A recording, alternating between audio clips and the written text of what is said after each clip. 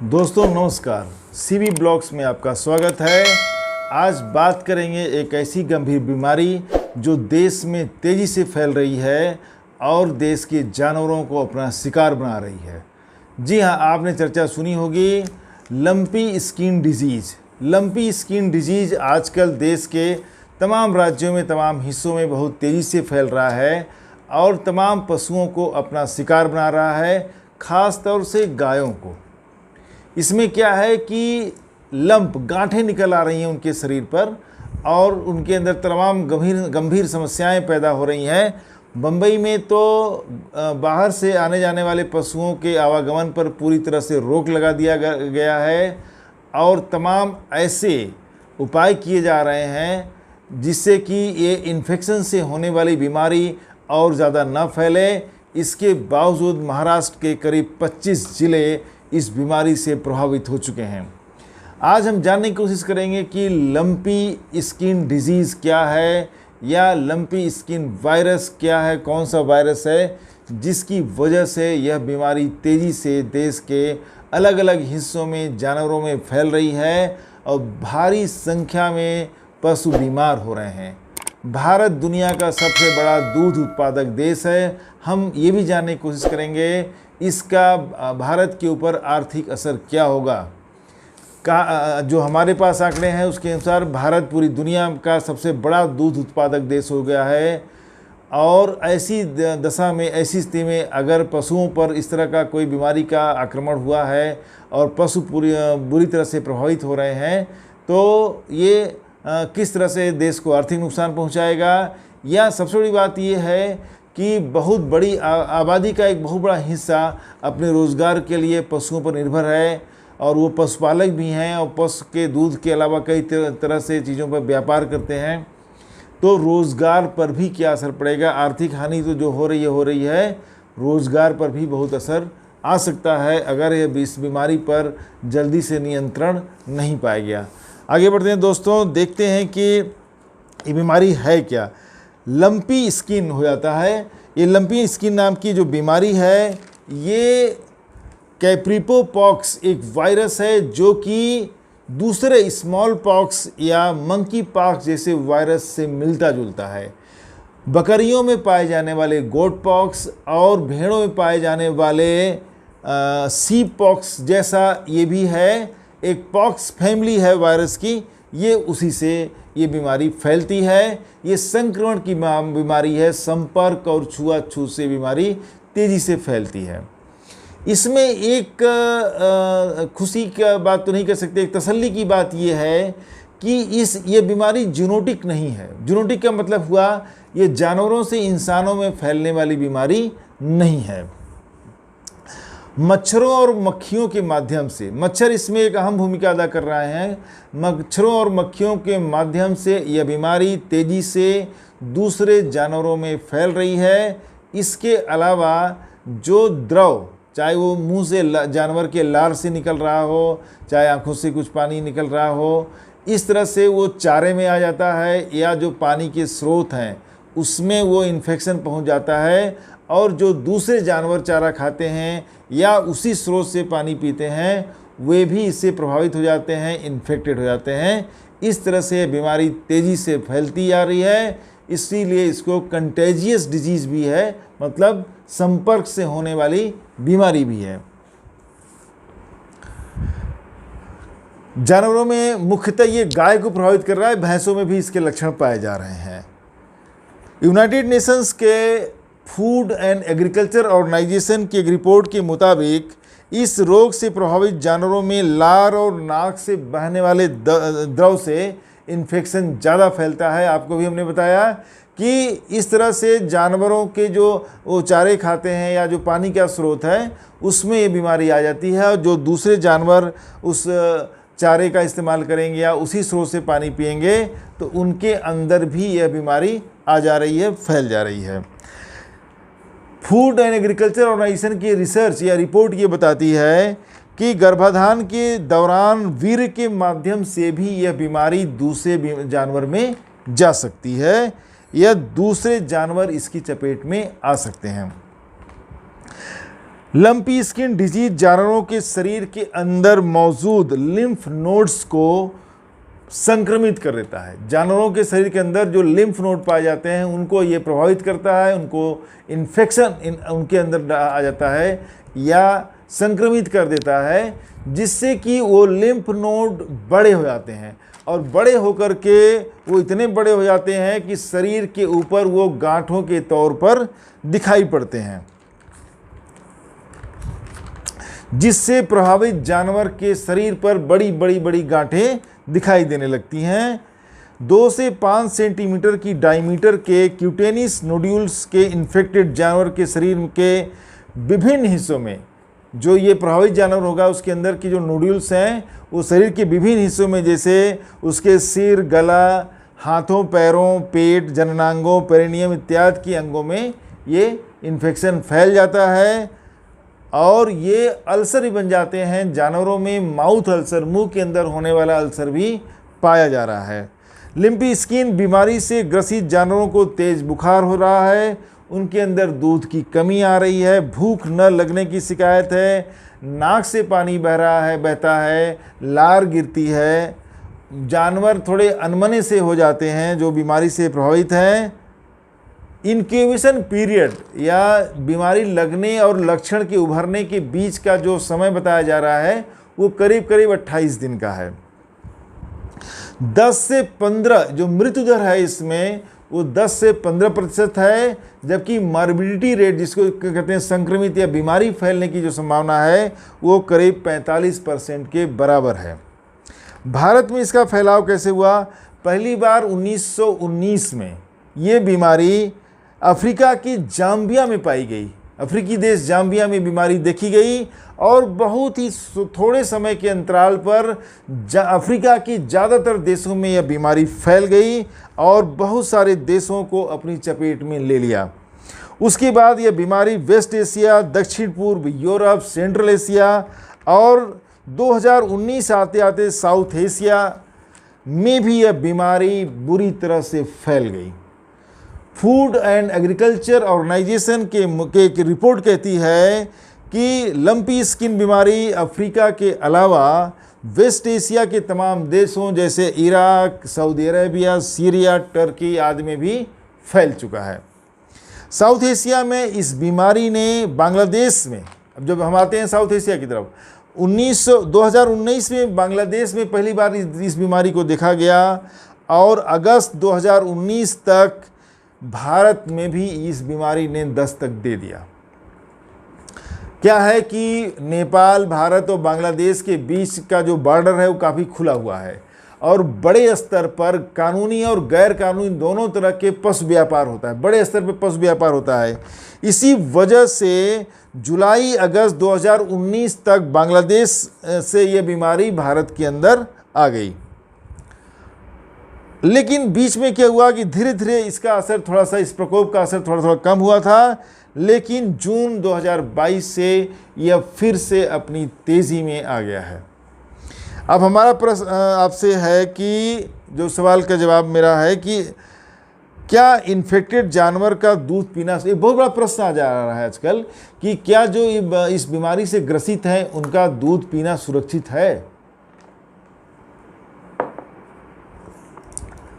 World bank के United Nations के food and agriculture organisation का साफ साफ कहना है कि बड़ी अच्छी बात इसमें यह है, जो उनका रिसर्च है अपना, कि अभी तक इस बीमारी से जानवरों के दूध के प्रभावित होने के लक्षण नहीं मिले हैं। ऐसा कोई सिम्टम नहीं पाया गया है कि यह बीमारी दूध में पहुंची है या दूध भी संक्रमित हुआ है, इन्फेक्टेड हुआ है। वैसे भी एक बात इसमें एक ही है कि पहले ही एग्रीकल्चर ऑर्गेनाइजेशन ये कह रहा है, WFO जो फूड एंड एग्रीकल्चर ऑर्गेनाइजेशन, कि दूध के संक्रमित होने का अभी तक कोई लक्षण नहीं पाया गया है। वैसे एक अच्छी चीज़ ये है कि एशिया के तमाम देशों में जानवरों से दूध निकालने के बाद उन्हें सीधे पीने की परंपरा बहुत कम है। ज़्यादातर लोग दूध को अच्छी तरह से उबाल कर पीते हैं, या जो डिस्ट्रीब्यूशन सिस्टम है वो पास्चुराइज्ड मिल्क है, पास्चुराइजेशन के बाद ही दूध का वितरण होता है। और दूध का इस्तेमाल होता है पाउडर बनाने में।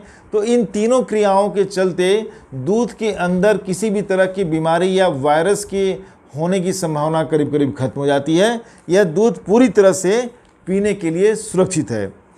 इंडियन वेटनरी रिसर्च इंस्टीट्यूट के एक ज्वाइंट डायरेक्टर देखिए क्या कहते हैं कि लंपी स्किन डिजीज से प्रभावित जानवर का दूध जो है पूरी तरह से सुरक्षित है। यह नॉन जूनोटिक डिजीज है। चूँकि यह जानवरों से ह्यूमन में इंसानों में फैलने वाली बीमारी नहीं है, उनका यहाँ तक कहना है कि दूध को अगर उबाल के पिए तो अच्छी बात है, और नहीं उबालें तो भी आप कच्चा पी सकते हैं। मतलब इन्फेक्शन दूध में नहीं है। कुल मिला के बात यह है। लंपी स्किन डिजीज़ का जो आर्थिक प्रभाव है हम उस पर थोड़ी सी चर्चा करेंगे, क्योंकि भारत जैसे देश जो कि अब दुनिया का सबसे बड़ा दूध उत्पादक देश बन चुका है और एग्रीकल्चर कंट्री होने के नाते हमारे देश की एक बहुत बड़ी आबादी, एक बहुत बड़ा हिस्सा जानवरों से जुड़ा हुआ है, पशुपालन से जुड़ा हुआ है, या उनकी जीविका का आधार पशु से किसी न किसी तरह से संबंधित है, उससे रिलेटेड है। तो इस अवस्था में हम कह सकते हैं कि इसका आर्थिक प्रभाव तो निश्चित रूप से देश के ऊपर पड़ेगा। और हम देखने की कोशिश करते हैं कि फूड और एग्रीकल्चर ऑर्गेनाइजेशन के अलावा world organization for animal health की एक रिपोर्ट के अनुसार, LSD के अनुसार, जो लंपी डिजीज़ है ये, इसके कारण दूध उत्पादन में तो कमी आएगी, जानवर कमज़ोर हो जाते हैं। माउथ अल्सर के कारण उनकी भूख भी कम हो जाती है या ख़त्म हो जाती है। जानवरों में इनफर्टिलिटी, मतलब उनके अंदर बच्चे पैदा करने की क्षमता भी कम हो जाती है, ऐसा कहा जा रहा है। इनफर्टिलिटी आ जाती है, उनके अंदर वीर्य की कमी आती है, या जो छोटे जानवर कम उम्र के हैं उनमें बढ़ने की क्रिया स्लो हो जाती है, धीमी हो जाती है, उनका ग्रोथ कम हो जाता है, पुअर ग्रोथ हो जाता है। पशु व्यापार पर प्रतिबंध लग रहा, चूँकि बीमारी फैली हुई है तो पशु व्यापार पर प्रतिबंध भी लगाने की बात हो रही है। ऐसी अवस्था में काफ़ी आर्थिक नुकसान उठाना पड़ सकता है भारत जैसे देशों में। फूड और एग्रीकल्चर ऑर्गेनाइजेशन की एक रिपोर्ट और भी क्या है, 2019 से लेकर के अक्टूबर 2020 तक करीब 1.45, ध्यान देने की बात है कि 2019 से लेकर के अक्टूबर 2020 तक करीब 1.45 बिलियन डॉलर का नुकसान हो चुका है। भारत में इस बीमारी ने डेयरी सेक्टर के लिए एक नई चुनौती पैदा की है। सालाना 210 मिलियन टन उत्पादन करता है भारत दूध का। 210 मिलियन टन उत्पादन करने वाला भारत सबसे बड़ा मिल्क प्रोड्यूसर है पूरी दुनिया में, और भारत भी इससे काफ़ी ज़्यादा भारत में नुकसान होने की संभावना है, आर्थिक नुकसान होने की संभावना है। राजस्थान में जो सबसे ज़्यादा पशुधन है, राजस्थान में, वहाँ करीब करीब रोज़ प्रतिदिन 6 लाख लीटर के दूध उत्पादन में कमी आई है। आप इसी से अंदाज़ा लगा सकते हैं, 6 लाख लीटर रोज़ प्रतिदिन दूध उत्पादन में कमी आई है अकेले राजस्थान में। आप अंदाज़ा लगा सकते हैं कि देश का कुल मिलाकर के कितना आर्थिक नुकसान हो रहा होगा। पंजाब में भी हालत गंभीर है और दूध उत्पादन में भारी कमी आई है। इसकी वजह से लोगों के रोज़गार पर भी असर पड़ा है। उत्तर प्रदेश और पंजाब में तो धीरे धीरे अब पशुपालकों की तरफ से मुआवजे की मांग भी उठ रही है। सरकार के सामने गंभीर समस्या उत्पन्न हो सकती है। भारत में स्थिति कितनी गंभीर है और सरकार क्या कदम उठा रही है, आप देखिए कि लंपी स्किन बीमारी जो एक प्रकोप का रूप ले चुकी है, इससे प्रभावित देखिए कौन कौन से मुख्य राज्य हैं। राजस्थान, गुजरात से निकल करके धीरे धीरे देश के अन्य प्रांतों जैसे पंजाब, हिमाचल, अंडमान निकोबार आइलैंड, उत्तराखंड, जम्मू कश्मीर, उत्तर प्रदेश, हरियाणा, महाराष्ट्र, मध्य प्रदेश, दिल्ली, झारखंड तक ये बीमारी फैल चुकी है। आप समझ लीजिए इसकी व्यापकता का अनुमान आप लगा सकते हैं। इन तमाम राज्यों में यह बीमारी फैल चुकी है और व्यापक रूप से जानवरों को अपने चपेट में ले रही है। यह बीमारी को उनको संक्रमित कर रही है। अब तक देश में करीब 16 लाख जानवर इस बीमारी से संक्रमित हो चुके हैं। सबसे बड़ी चिंता की बात है। और तो और 197 जिलों में, देश के 197 जिलों में करीब 75,000 जानवरों की जान जा चुकी है। करीब 75,000 जानवरों की जान जा चुकी है और इसमें से 50,000 जानवर अकेले राजस्थान से हैं। सबसे बड़ी चिंता की बात देखिए कि राजस्थान से अकेले 50,000 जानवर हैं। फूड एंड एग्रीकल्चर ऑर्गेनाइजेशन ने सलाह दिया है कि इन्फेक्शन को रोकने के लिए व्यापक स्तर पर वैक्सीन लगाने की ज़रूरत है, वैक्सीनेशन की ज़रूरत है। देखिए, और जानवरों के आवागमन पर रोक लगाई जाए, कीटनाशकों का छिड़काव किया जाए और उसके अलावा पशुपालकों में एक जागरूकता अभियान चलाने की ज़रूरत है। भारत सरकार का क्या कहना है इसमें कि गोट पॉक्स, जो बकरियों में होने वाली बीमारी पर एक वैक्सीन लगाई जाती थी, वो इस बीमारी में भी असरदार है। ये एक अच्छी बात है कि गोट पॉक्स के की बीमारी में जो वैक्सीन लगती थी वो वैक्सीन इसमें भी असरकार है और अभी तक करीब करीब 97 लाख जानवरों को वैक्सीन लगाई जा चुकी है, उनका वैक्सीनेशन किया जा चुका है। इसके अलावा जो सरकार की तरफ से गाइडलाइन जा रही है, लोगों को सलाह दिया जा रहा है और कुछ इंतज़ाम भी किए जा रहे हैं कि जानवरों को, जो प्रभावित जानवर हैं, जो संक्रमित जानवर हैं, उनको आइसोलेशन में रखा जा रहा है।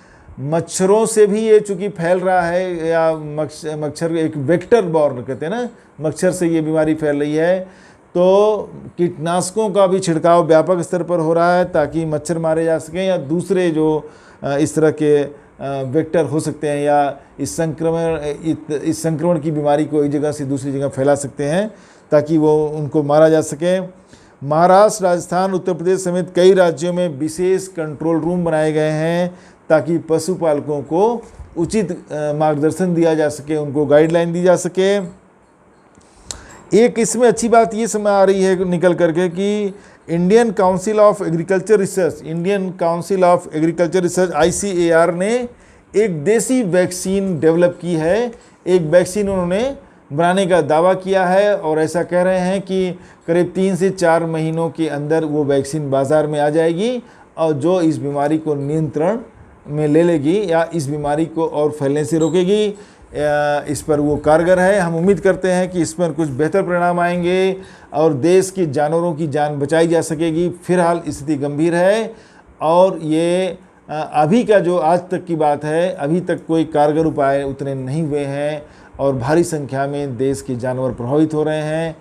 और चूँकि हमारा कृषि प्रधान देश है और देश का बहुत बड़ा वर्ग पशुपालन से जुड़ा हुआ है किसी न किसी रूप में, इसलिए इसका आर्थिक नुकसान भी बहुत हो सकता है अगर समय पर इस बीमारी पर काबू नहीं पाया गया तो। दोस्तों, हमारे चैनल को सब्सक्राइब करेंगे तो मुझे सपोर्ट मिलेगा। मिलते हैं नेक्स्ट वीडियो में। नमस्कार, धन्यवाद।